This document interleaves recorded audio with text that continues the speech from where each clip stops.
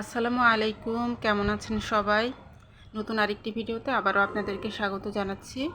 আশা করছি মহান আল্লাহ তাআলার অশেষ রহমতে আপনারা সবাই ভালো আছেন। আমরাও আলহামদুলিল্লাহ মহান আল্লাহ তাআলার অশেষ রহমতে ভালো আছি। আজকে আমি রান্না করব কাঁচা কলা দিয়ে তেলাপিয়া মাছের ঝোল। তো আমি এখানে কাঁচা কলা নিয়ে নিয়েছি, আর এইগুলো হচ্ছে আমাদের বাগানের কাঁচা কলা। তো এখানে আমি 4টা কলা নিয়েছি বড় বড় সাইজের, আর তেলাপিয়া মাছ নিয়েছি বেশ কিছু। তেলাপিয়া মাছ এখানে মাথা, লেজ, তারপরে মাছ সব কিছুই আছে। তো এখন আমি তেলাপিয়া মাছের মাথা, লেজ আর এক টুকরো মাছ নিয়েছি। তো এইগুলো এখন আমি তেলের মধ্যে দিয়ে ভেজে নিচ্ছি।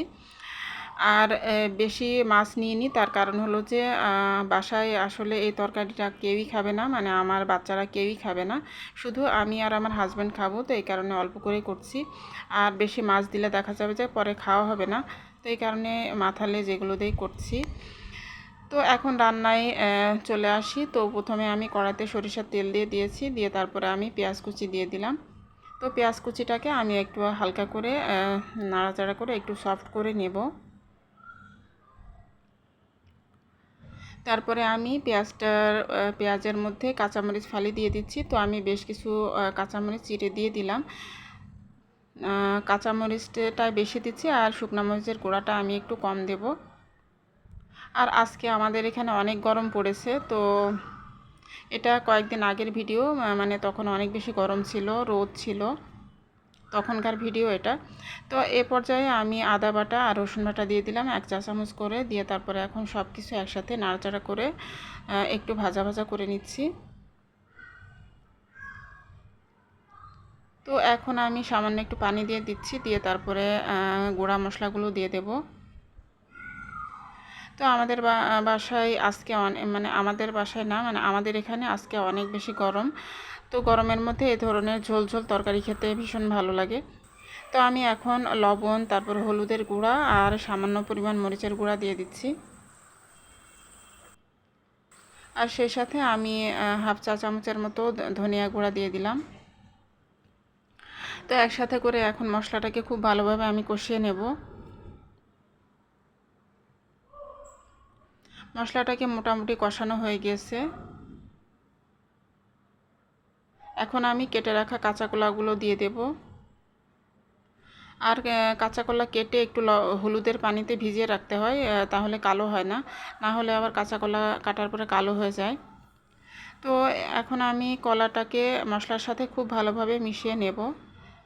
বেশ কিছুক্ষণ আমি নাড়াচাড়া করে কলাগুলোকে মশলার সাথে ভালোভাবে মিশিয়ে নেব। তারপরে আমি ঢাকনা দিয়ে ঢেকে কলাটাকে কষিয়ে নেব।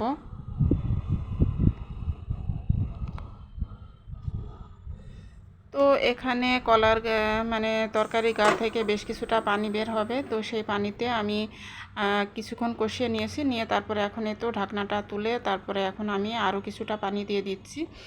তো এই পানিটা দিয়ে আমি আরও কিছুক্ষণ কষাবো। তো কলাটা এখনও অনেকটাই কাঁচা কাঁচা আছে, আর মশলাটাও ভালোভাবে কষানো হয়নি। তো এই পর্যায়ে এই জন্য আমি আরও কিছুটা পানি দিয়ে আরও কিছুক্ষণ কষিয়ে নেব। তো এখনই তো বেশ কিছুক্ষণ কষানোর পরে আমি এখন ঢাকনাটা তুলে দেখছি। তো খুব সুন্দর মতন কষানো হয়ে গেছে, আর কলাগুলোও মোটামুটি সিদ্ধ হয়ে গেছে। তো আমি এখন ঝোলের পানি দিয়ে দিচ্ছি। তো ঝোলের পানি আমি একটু বেশি পরিমাণেই দেব, কারণ কলা তরকারি একটু ঝোলঝোলই খেতে ভালো লাগে। তো আমি ঝোলের পানিটা দিয়ে দিলাম, দিয়ে তারপরে নাড়াচাড়া করে এখন ভেজে রাখা মাছের মাথা, লেজ এগুলো দিয়ে দেব।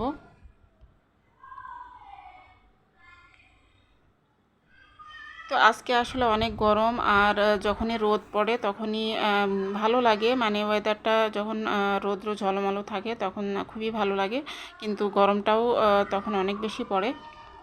তো আজকে গরমের কারণেই ভাবলাম যে একটু ঝোল ঝোল তরকারি খাই, আর সবসময় ভুনা ভুনা তরকারি ভালো লাগে না, তো মাঝে মাঝে ঝোল তরকারি খাওয়া লাগে। তো এই কারণেই আমি আজকে একটু ঝোল ঝোল করে কলা তরকারিটা রান্না করছি। আর এ পর্যায়ে আমি মাছের মাথা, লেজগুলো দিয়ে দিলাম, আর জিরা সরিষা বাটা দিয়ে দিলাম, দিয়ে তারপরে এখন আমি নাড়াচাড়া করে ঢেকে রেখে দেব।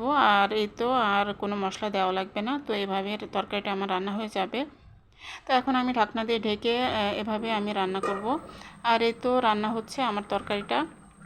তো এদিকে তরকারিটা রান্না হতে থাক, আর আমি এদিক থেকে ফ্রিজ থেকে একটা আইসক্রিম বের করে নিয়েছি। নিয়ে তারপরে এই তো আমার বেডরুমে চলে এসেছি। এসে আমি আইসক্রিমটা এখন খাবো। আর এটা হচ্ছে চকবার আইসক্রিম। তো আগেই বলেছি যে আজকে অনেকটাই গরম পড়ছে, তো এই কারণেই আমি এখন আইসক্রিমটা খাবো। আর রান্না করার সময় তো আরও বেশি গরম লাগে, আর আমি যেহেতু দুপুরবেলা রান্না করি তখন আরও অনেক বেশি গরম থাকে। তো দেখতে পাচ্ছেন বাইরের ওয়েদারটা কিন্তু অনেক সুন্দর, আর আকাশটাও অনেক সুন্দর নীল। আর এই যে আমাদের সামনের বিল্ডিংয়ের ছাদে ওনারা হচ্ছে প্রচুর শুকনা মরিচ রোদ্রে দিয়েছেন। তো এই যে আপনারা দেখুন, এখানে অনেকগুলো শুকনা মরিচ রোদ্রে দিয়েছেন অনেকটা পরিমাণে। তো এই শুকনা মরিচগুলো শুকানোর পরে মনে হয় গুঁড়া করবে, গুঁড়া করে সারা বছর ঘরে তৈরি শুকনা মরিচের গুঁড়া খাবে। তো এটা আসলে খুবই ভালো। তো আমিও অনেক আগে এভাবে করতাম, তো এখন আর করা হয় না। তো এখন তো আমার বাড়ি থেকে আমার মা দেয়, তো এই কারণে তেমন একটা করা হয় না। তো যাই হোক, এখন এই তো আমি জানালার পাশে বসে বসে বাইরের দৃশ্য দেখছি আর আইসক্রিমটা এনজয় করে খাচ্ছি। তো আলহামদুলিল্লাহ সব কিছুর জন্য মহান আল্লাহ তাআলার দরবারে অনেক অনেক শুকরিয়া, সব কিছুর জন্য আলহামদুলিল্লাহ। তো আইসক্রিমটা খেয়ে তারপরে এখন এই তো আবারও চলে এসেছি আপনাদেরকে দেখানোর জন্য যে আমার তরকারির ফাইনাল লুকটা কেমন হয়েছে। তো এই তো তৈরি হয়ে গেল আমার মজাদার কাঁচা কলা দিয়ে মাছের মাথার ঝোল, তেলাপিয়া মাছের মাথার লেজ দিয়ে ঝোল। তো অনেক মজার একটা তরকারি, আর আমার অনেক পছন্দের একটা তরকারি এটা।